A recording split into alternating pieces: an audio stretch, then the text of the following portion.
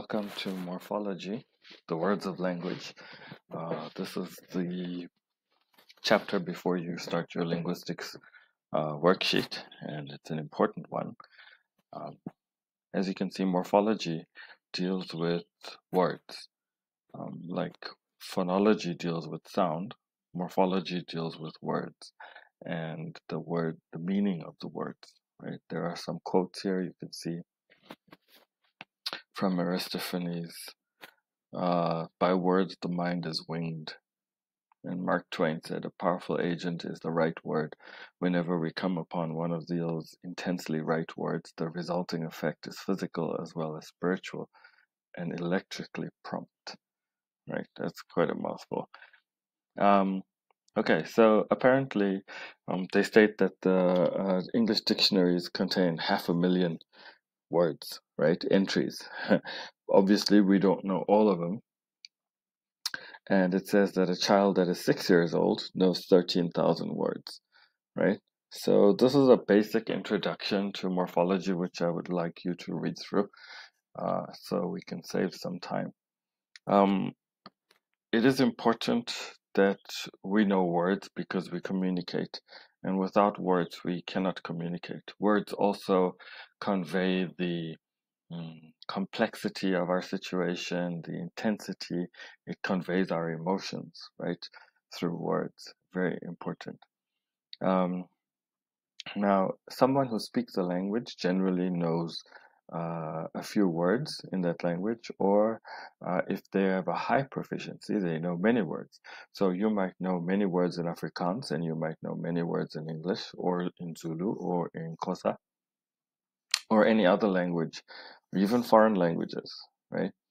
And then there are some words that we don't know, but sometimes we might guess, oh, that sounds like, or it looks like, or it might be Japanese or Spanish or French, and so on.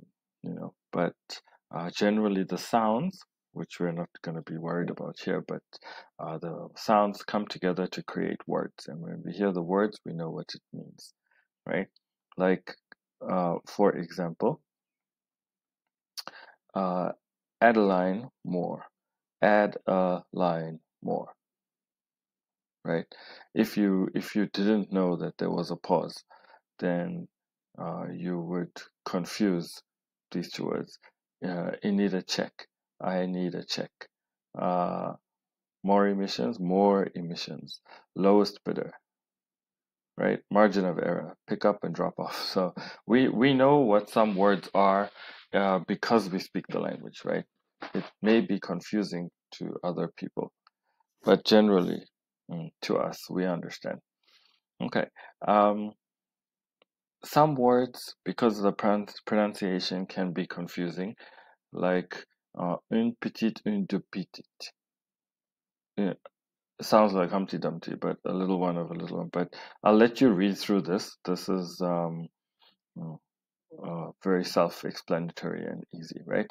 Now, we have different classes of words in our minds, right? We call those the grammatical category or the syntactic class of word. So noun, pronoun, verb, adjective, adverb, preposition, conjunction, these are all grammatical categories or syntactic classes, right? Which you already know, right? The difference between a verb, adverb, and so on. So we come now to two kinds of words that we are going to be dealing with: content words and function words. Now, content words such as objects, actions, attributes, etc., are described by nouns, verbs, adjectives, adverbs. Right? We call these content words. Okay, that's pretty simple. And then we have another one, open class words, right? We can add more to these kinds of classes, like Facebook, blog, frac, online, and so on, right? You can add words to this open class. We call these open class. Now, function words like in, of, the, and these on their own, they have no meaning, right? So we call them function words, like the boy, a boy. They give you some examples, right? You can go ahead and read through all of this. I want to get to morphemes. Okay, morphemes, as it states here, are the minimal units of meaning, right? The smallest units of meaning in a word. So, for example, if you look at A and B here, you'll see desirable, undesirable, right? So here, un means not, right? Desirable, uh, undesirable. I desire you. You are undesirable. I do not desire you. Okay. So un means not. So you can see undesirable, unlikely, uninspired, unhappy, undeveloped, unsophisticated, right? Here. So as we move through our language, you'll find many words that you can break down into smaller words. The smallest unit of meaning is called a morpheme, right? So here, un is a morpheme. Okay. So the example they give you, undesirable, unlikely, un. Two meaningful units, un and desirable. Okay, right. So that's pretty simple. Here, un also occurs, you'll see it here. Okay, phone, phonology, phoneme. Okay, phonetic, phonologist, phonemic. Right, so here we can see phone is a minimal form, right? You can't break it down any further, right? PH doesn't mean anything. So fo, though it may be pronounced like fo, has no relation in meaning. Okay, and on is not the prepositional on. So all the words on the list, fun has the identical meaning pertaining to sound. Okay, so fun, phone, phonetic, phonetics, phonetician, phonic, telephonic, telephone. Okay, you get the picture. Okay, um, as we move on.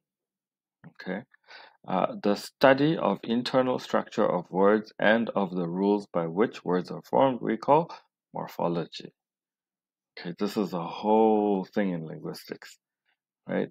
Later, you'll be teaching your students the differences between, uh, words that sound the same but are not the same, right? Or you'll be teaching them why we make words up this way. And sometimes you'll notice your young learners will even make words up of their own, and you'll have to tell them that's not a word, okay? Or that word is incorrect. This is the correct word. So that's also morphology. Now we are studying it in great depth so that you'll be able to teach simple concepts, right? Okay, so one morpheme, boy, desire, meditate, right? Two morphemes, boyish, desirable. Three morphemes, and so on. You can read through that later in the interest of saving time, okay? Um, the worksheet has a lot of these words that I would like you to make note of. Monomorphemic word, etc. Where you see the bold, go through that, bound and free morphemes, right?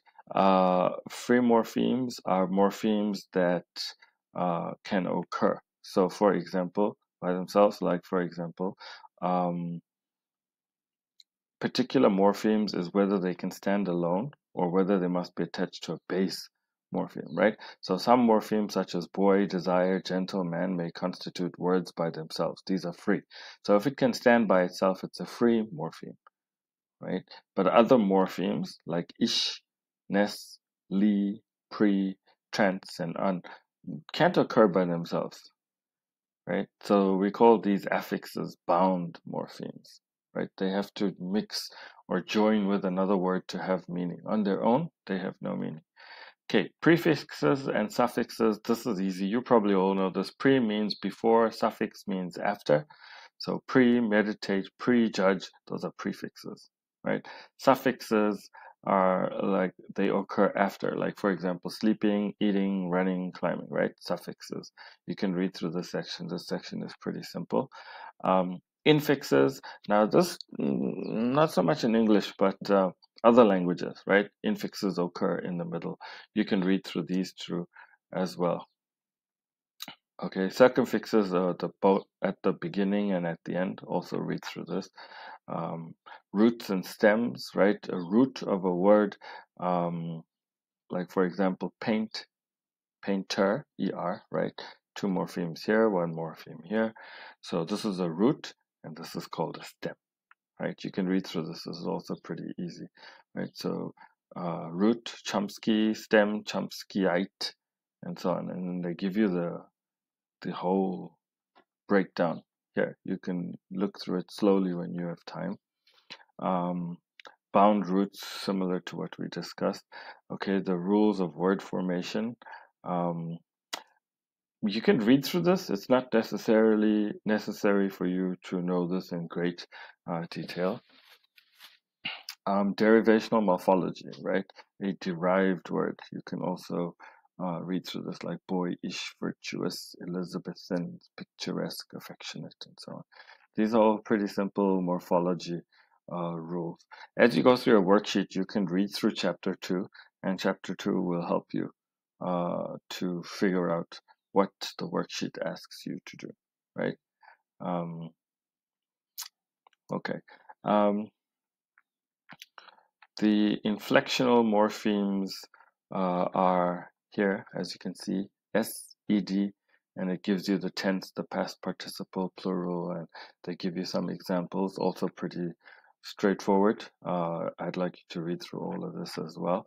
Now this section you can skip, okay? We're not going to be covering this in great detail because it doesn't impact you, but from page 48, okay, from page 48 to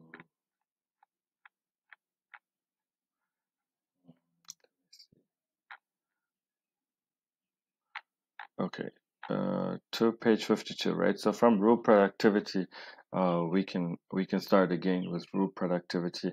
The un is very important, and the processes for making words, right? You can read through this, and it's also going to help you with your worksheet.